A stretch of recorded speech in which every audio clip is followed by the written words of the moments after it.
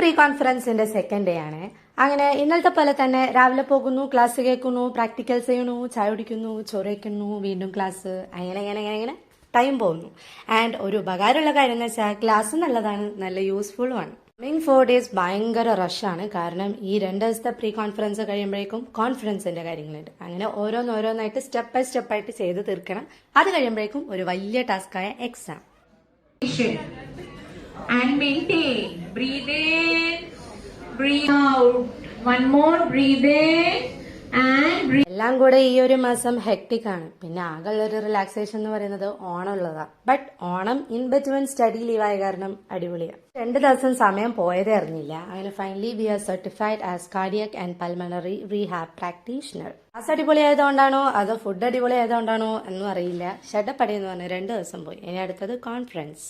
അപ്പോൾ ബാക്കി കോൺഫറൻസിന്റെ വിശേഷങ്ങളും കാര്യങ്ങളൊക്കെ ഞാൻ അടുത്ത വീഡിയോയിൽ പറയാം. Stay tuned. ബൈ.